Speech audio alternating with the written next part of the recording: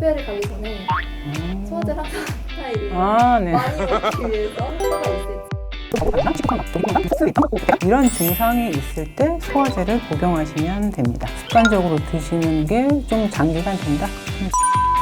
제일 좋을 것 같습니다.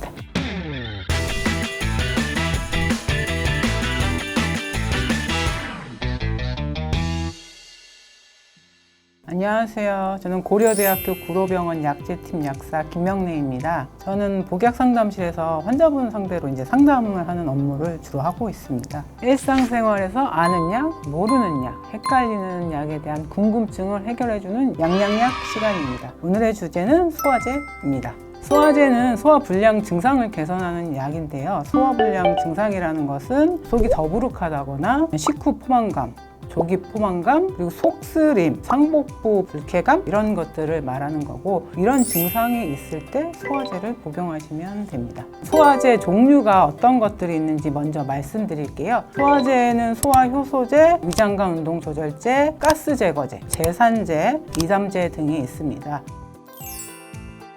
소화효소제는 우리가 먹은 음식물에 탄수화물, 단백질, 지방 등을 분해시키는 역할을 하고요. 위장관 운동 조절제 같은 경우에는 위장관 운동을 정상화시켜서 음식물을 소화시키고 이동시켜주는 것을 도와줍니다. 가스 제거제는 가스가 빨리 배출할 수 있도록 도와주는 약입니다. 약간 배가 빵빵한 거, 이런 거 불편한 증상을 개선시켜주는 약이라고 생각하시면 됩니다. 제산제는 위산을 중화시켜가지고 속쓰림, 상복부 불쾌감 이런 것들을 좀 개선시켜주는 약이고, 이담제는 음식에 지방이 소화 효소와 잘 섞일 수 있도록 도와주는 약이라고 생각하시면 됩니다.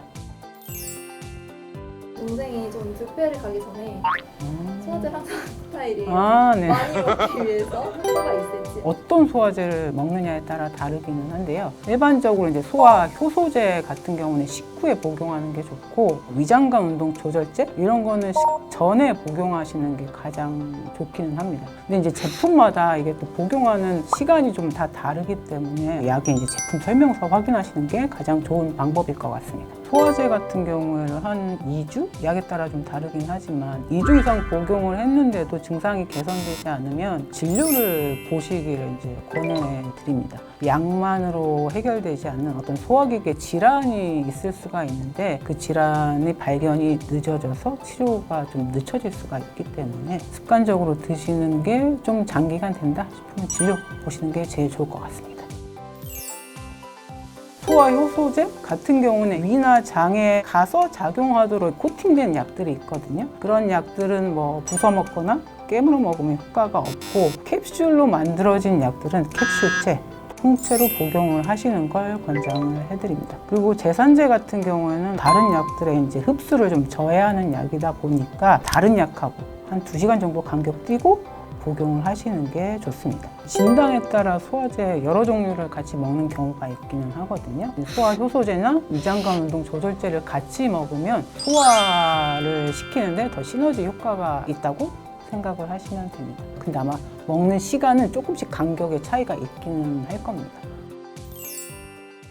술 마신 다음날 이 숙취랑 함께 소화기 증상이 나타난다고 하시는 분들이 있더라고요.